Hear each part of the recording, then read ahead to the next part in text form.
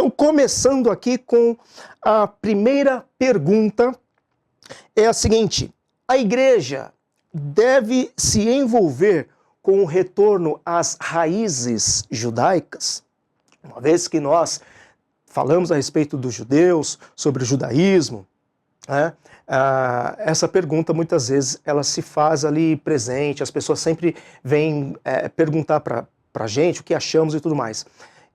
Com essa pergunta, nós queremos estar abordando a questão da judaização, né?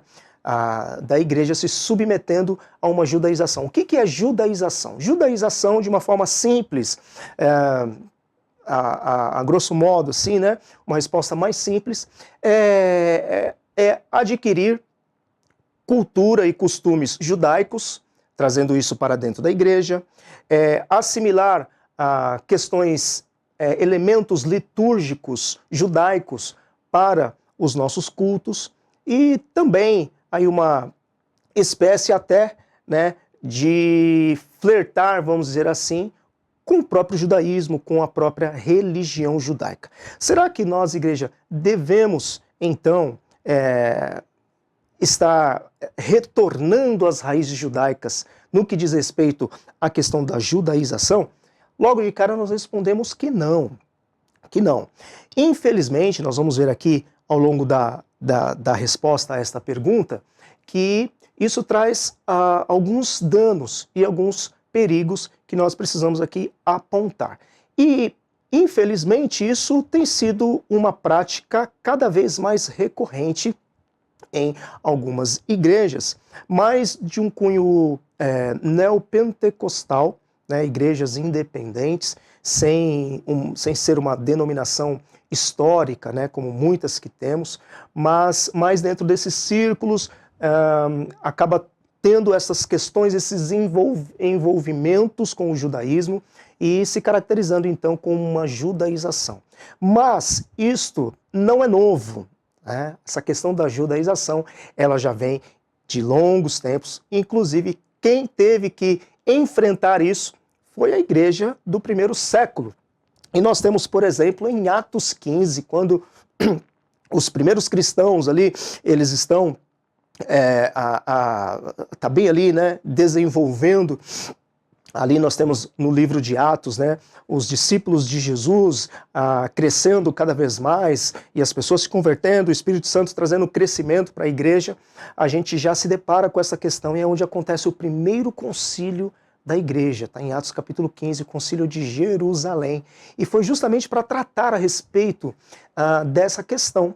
Por quê? Porque haviam falsos mestres que estavam impondo questões judaicas para os gentios, para os não-judeus que estavam se convertendo a Jesus e estavam entrando para a igreja. Então eles estavam colocando práticas judaicas como obrigação para que eles pudessem fazer parte desse corpo. Como, por exemplo, a circuncisão. Então, orientados, né, pelo Espírito de Deus, os apóstolos ali, nesta reunião, convocou-se esta reunião, tendo como líder ali Tiago, e eles então foram tratar essas questões. Bom, então os que não são judeus, gentios, estão se convertendo, crendo que Jesus é o Senhor, é o Salvador, é o único caminho, que morreu pelos seus pecados, ressuscitou para dar a salvação. Eles agora fazem parte do mesmo corpo de Cristo, a qual nós fazemos. Eles vão ter então o quê? Se submeter às questões judaicas, né, que Deus deu na antiga aliança? E então a resposta foi justamente que não, né? Ali foi colocado apenas que aqueles que estavam se convertendo, eles tinham que se abster de relações ilícitas, né, de comer carne sufocada, né, adoração aos outros ídolos, mas toda aquela questão que estava sendo imposta para os crentes, de que eles deveriam estar sujeitos à lei, né, no sentido de práticas judaicas que Deus tinha dado na antiga aliança, eles estariam isentos disso. Então foi preciso esta reunião para trazer esse esclarecimento.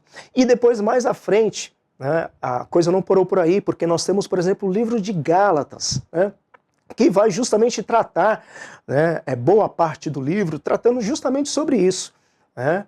A igreja ali na Galácia também estava sendo infestada, invadida por falsos mestres que também estavam querendo, né, trazer essa questão da judaização para dentro da igreja. E Paulo, movido pelo Espírito Santo, com muita sabedoria e firmeza, então vai apontar aí, né, estes erros. Então, a resposta é que não, que nós não devemos, não é sadio, não é natural, que nós, Igreja do Senhor Jesus, deixamos ter esta influência no sentido de uma judaização, né, sendo trazida para dentro da igreja. E quais são os perigos, né, que isso pode causar? O próprio perigo ali de corromper a fé de neófitos, né, dentro da igreja, aqueles que estão se convertendo, né, ao Senhor Jesus, os que são novos, que estão adentrando, que estão sendo discipulados. Isso pode ser um grande perigo que pode corromper e pode confundir a fé desses irmãos. E até mesmo cristãos já de caminhada, vivência de vida cristã há longo tempo, muitas vezes podem incorrer neste erro. E também um caso aí ainda mais sério que infelizmente nós temos ouvido, né, testemunhos de divisão em igrejas por conta destas questões. Então, a resposta é não. Mas eu gostaria aqui de fazer uma observação, já que estamos falando de raízes judaicas, uma observação que, por outro lado, é importante e consideramos ser saudável, que é o quê? Nós não nos esquecermos que o cristianismo, quando estabelecido ali, né, depois da ressurreição do Senhor Jesus, nós temos então, os primeiros cristãos, eles eram judeus. O próprio Senhor Jesus, ele é judeu. A igreja ali, né, majoritariamente, né, quando nós temos ali em Atos 2, né, a descida do Espírito Santo, ali nós temos os que estavam ali, os discípulos, eles eram todos judeus.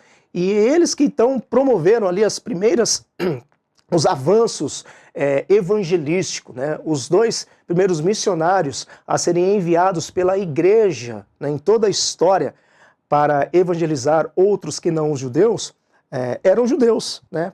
Paulo e Barnabé, da igreja de Antioquia, foram separados e enviados para evangelizar outros. Então, os primeiros missionários eram judeus, né? Os discípulos, apóstolos eram judeus, Jesus é judeu. Então, podemos dizer sim que o cristianismo começa dentro de um berço, né? Dentro das raízes judaicas, e isso também nos leva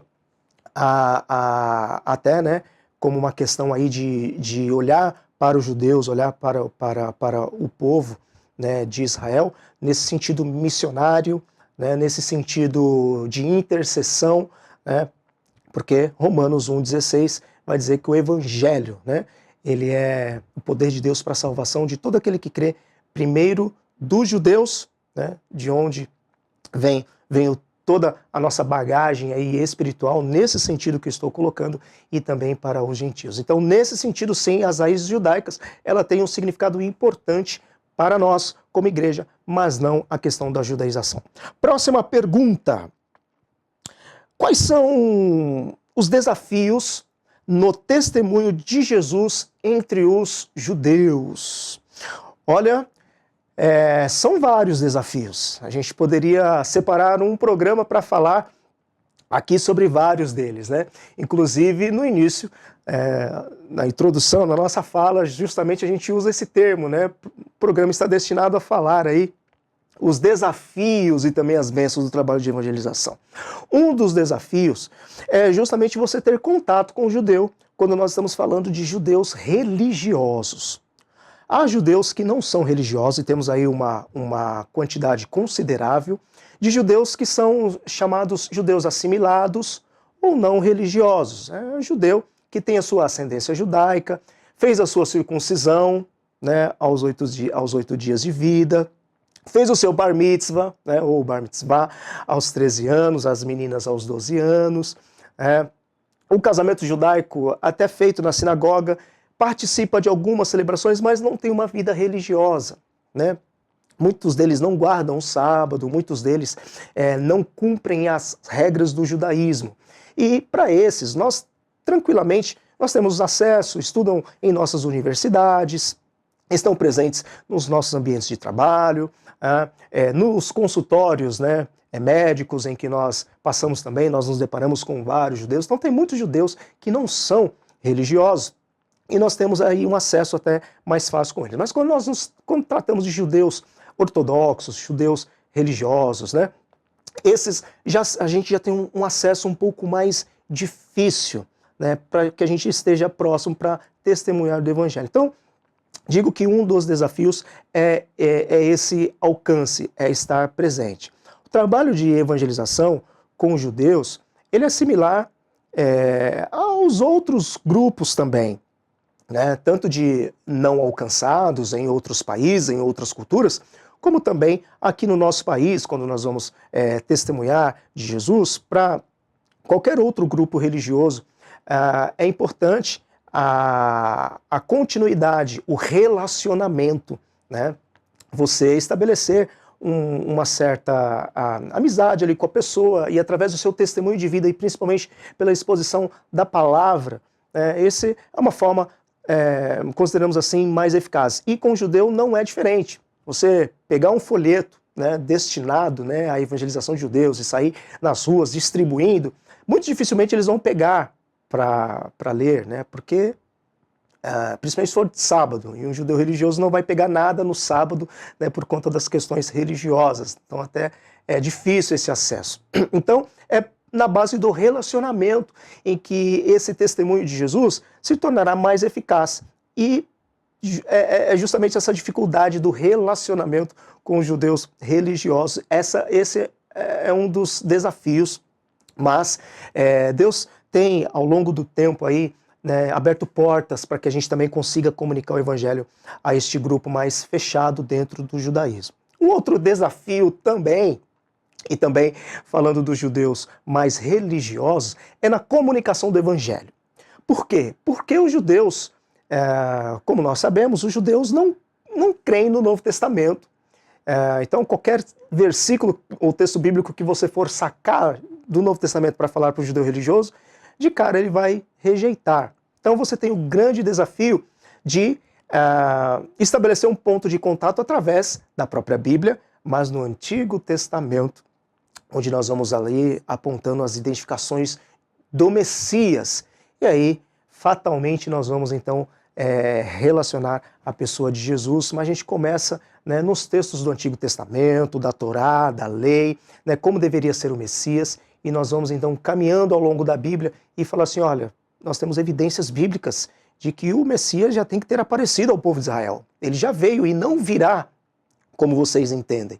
Vamos procurar saber então quem é o Messias, ou quem diz ser o Messias e que acaba cumprindo as profecias que foram ditas pelos profetas.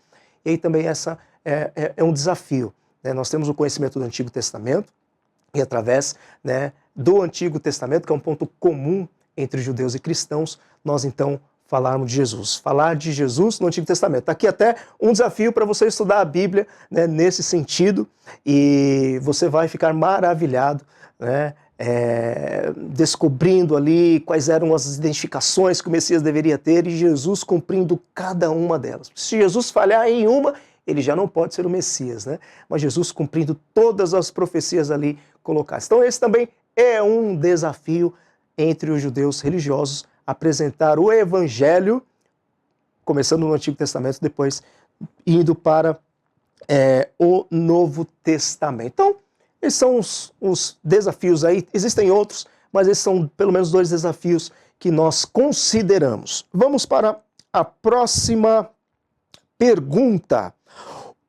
O que é comida kasher ou comida kosher? É um prato judaico? É um tipo de alimento? O que é comida kasher?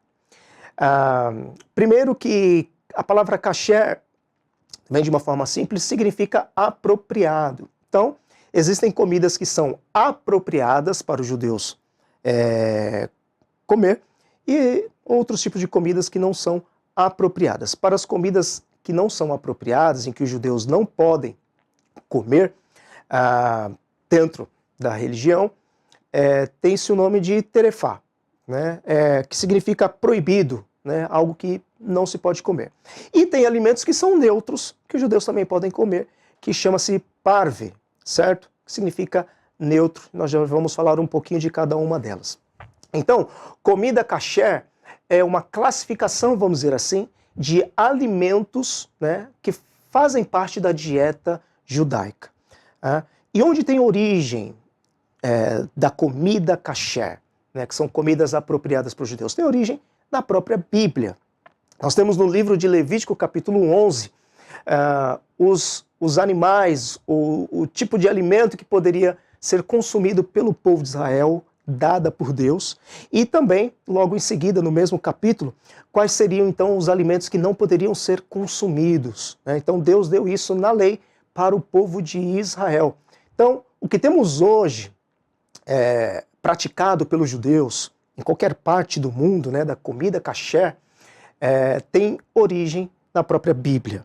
E depois, os rabinos, né, ao longo dos anos, eles foram ampliando esse cardápio aí. Então, se você quer saber quais são as comidas que os judeus podem comer e as que não podem comer, lá em Levítico 11 está explicando, né, aí os tipos de alimentos. Por exemplo, comida que os judeus não podem comer, né, nós sabemos, por exemplo, carne de porco, né, o porco os judeus não podem comer, como também alguns tipos de frutos do mar, como o camarão, alguns tipos de peixes também, né, a lula também é um animal marinho também que os judeus não podem comer. Dentro do parve, que é neutro, né, estão legumes, hortaliças, as frutas, os ovos, que não tem assim uma restrição, né? E outros alimentos, então, são kasher, né, que os judeus podem comer. Por exemplo, o boi. O boi é uma carne, como o frango também, que os judeus podem comer. É uma comida kasher. Mas você sabia que nem todas as partes do boi o judeu come? O judeu religioso, ele não vai comer a parte traseira do boi, onde tem alguns cortes muito bons, né? Por que os judeus não comem a parte traseira do boi, mesmo sendo um animal kasher? Por conta daquele episódio quando Jacó luta com o anjo de Deus, né? Lá em Gênesis. E aí o texto vai dizer que nesta luta Jacó sofreu um golpe na região da coxa, na articulação do nervo. E o texto bíblico vai lá dizer que por conta disso o judeu não come o nervo, né, do animal, né, nessa parte, justamente por conta disso, né? O texto bíblico diz lá, até hoje, né, até hoje do período bíblico, mas até hoje também, né? Esse costume rompeu o período bíblico, atravessou o período bíblico e chegou até nós também. Então os judeus não comem a parte traseira do boi, justamente por conta desse texto bíblico. Outra coisa também que não é kasher para os judeus é a mistura do leite com a carne. Então, por exemplo, aquele misto quente gostoso, aquele bauru, né, que nós comemos, o judeu não come, né? Também aquele hambúrguer, né, o cheeseburger, né, onde você tem a carne e a mussarela ali, ou um estrogonofe, né, de carne. Esse é o tipo de alimento que o judeu não come por conta da mistura do leite com a carne. Mas isto é um impeditivo bíblico? Não. Você não vai encontrar nas páginas da Bíblia a mistura, Deus proibindo a mistura de se comer carne com leite, a não ser o texto bíblico, quando o Senhor Deus diz, não cozerás o cabrito no leite da sua mãe. Né? Então, literalmente ali, né? O próprio cabritinho, ele não poderia ser cozido, feito esse alimento, no leite produzido pela mãe dele. Essa é a proibição bíblica. Então, os desdobramentos rabínicos ao longo do tempo, então, chegando até os dias de hoje, disse, assim, para não confundir, né, para termos uma margem grande de erro, então não se pode de forma alguma misturar carne com nenhum tipo de derivado de leite. Mesmo que seja, né, o cabrito ou o animal que não seja da própria mãe, não se pode misturar de forma alguma. Então, essa combinação que fica muito bom para o nosso paladar não é caché para os judeus. Então você tem as leis de kashrut, que são as leis dietéticas que os rabinos desenvolvem. Se você for num supermercado, nos bairros judaicos, você vai se deparar com prateleiras específicas de alimentos e você vai ver lá alguns alimentos que eles possuem. Se você pegar lá o alimento, vai ter um selo, né, de uma empresa, por exemplo, muito conhecida, BDK, e quando tem lá, está escrito lá, né, que houve supervisão rabínica, então ele pode ver, opa, então esse produto eu posso comprar. Pipoca de micro-ondas e tantos outros produtos, né, que nós consumimos, mesmo sendo apropriados para eles, eles vão ter lá um selinho, né, de que houve uma supervisão rabínica e que ele está apto para comer aquele produto, porque o rabino já atestou. Vamos para a nossa última pergunta do programa de hoje, e essa pergunta tem a ver com o Senhor Jesus. Jesus observou a lei vivendo como um judeu? A resposta é sim. Jesus não apenas observou toda a lei, como ele também cumpriu. No texto de Gálatas, nós citamos aqui, né, o texto de Gálatas para falar a respeito da carta, né, que Paulo escreveu para a igreja da Galácia, combatendo a judaização dentro da igreja. Em determinado momento da carta, acho que no capítulo 4, aos Gálatas, o texto bíblico diz: vindo a plenitude do tempo, Deus enviou seu filho, nascido de mulher, nascido sob a lei, para resgatar os que estavam debaixo da lei. Então, quando o Senhor Jesus nasce, a lei estava em vigor. Ele estava sob a lei. Então, a lei estava em vigor. Então, Jesus, como um israelita, como um judeu, como homem, ele tinha que cumprir a lei. Inclusive, Jesus era um judeu mesmo raiz, no termo mais literal da palavra, porque inicialmente, judeu, na Bíblia, era só aqueles que eram descendentes da tribo de Judá.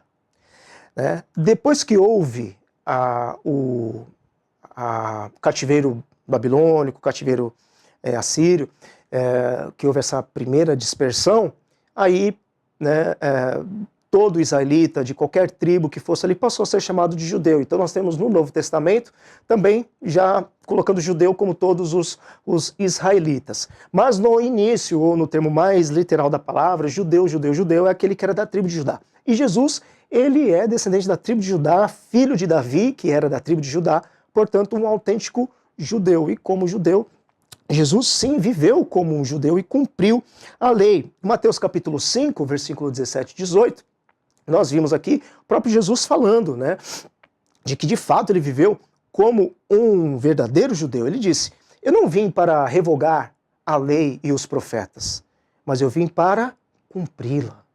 Né? Jesus veio para cumpri-la e ele de fato cumpriu. E aqui há uma questão bem interessante.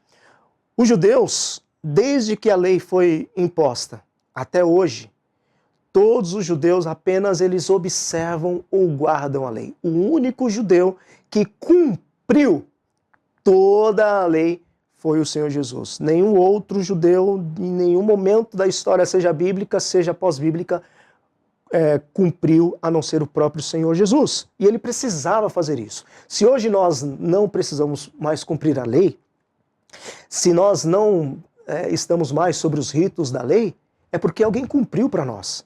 E esse alguém foi o próprio Senhor Jesus. Então, quando ele está lá na cruz e ele fala tetelestai, né? Ou seja, está consumado, ele está abrangendo toda a obra a qual ele veio fazer, inclusive morrer como o sacrifício vivo, como o sumo sacerdote que tanto entra, né, para levar o animal, como o próprio animal, como o próprio Cordeiro de Deus sacrificado por nós, ele diz, está consumada toda a obra, mas não apenas a questão sacrificial, né, que foi a encarnação de Jesus para que nós fôssemos salvos, mas também a lei. Ele está dizendo, está consumada, está cumprida toda a lei que o Senhor Deus colocou. Ele disse, está cumprido, está consumado. Então Jesus sim cumpriu toda a lei. E ele é superior à lei. Em Hebreus, né, o texto ali diz que Jesus é superior aos anjos, superior a Moisés, ele é superior a todos os sacerdotes, ele é o sumo sacerdote, ele é superior à lei. E quando nós pensamos que Jesus é o próprio Deus, ele é o próprio legislador. Então sim, Jesus ele cumpriu toda a lei. E isso também desmonta, isso até também é um argumento apologético quando damos o testemunho de Jesus. E muitos judeus acham que Jesus era um romano, era um gentil, e por ignorância no sentido puro da palavra, né, por não ter conhecimento, não sabe que Jesus era de fato um judeu. E quando leem o Novo Testamento e abrem Mateus e veem a genealogia, vendo que ele é filho de Abraão, de Isaac, de Jacó, descendente de Davi, tomam um susto, né? E vão ver que Jesus de fato era um judeu e de fato Jesus cumpriu toda a lei, viveu como de fato um judeu, o maior de todos os judeus. Como homem, ele cumpriu a lei. O que Jesus não cumpriu era a lei oral, né, que hoje ela, no seu desdobramento, transformou-se no Talmud, que é um livro judaico, né, mas que esse conceito já havia desde o período bíblico, no Antigo Testamento e no Novo também, como tradição dos anciãos. Leia Marcos 7, que você vai ver Jesus combatendo a tradição dos anciãos, que também era uma lei que caminhava lado a lado com a lei mosaica, com a lei bíblica, e muitas vezes os judeus questionavam tanto Jesus, como também os seus discípulos, de não cumprir esta lei, mas a lei dos homens, né, imposta pelos anciãos, né, pelos sábios ao longo do tempo e hoje pelos rabinos. Mas Jesus nunca esteve sob a lei dos homens, a tradição dos anciãos, sob a lei judaica, no sentido da sua religião rabínica, na sua religião humana, mas sim submissa à lei que ele, sendo o próprio Deus, criou. Então esse foi o Perguntas e Respostas de hoje. Eu espero que possa ter contribuído aí para trazer um pouco mais de conhecimento para você que já tinha esses conhecimentos, ficou aí como um agregado aí a mais, né? Ou relembrando, né, os pontos que nós colocamos aqui, mas eu espero que tenha sido agradável, que possa ter contribuído e trazido aí um pouco mais de conhecimento para você. Estamos então nos despedindo aqui de mais um Israel para Jesus. Muito obrigado aí por você estar conosco e shalom, shalom. Até o nosso próximo programa.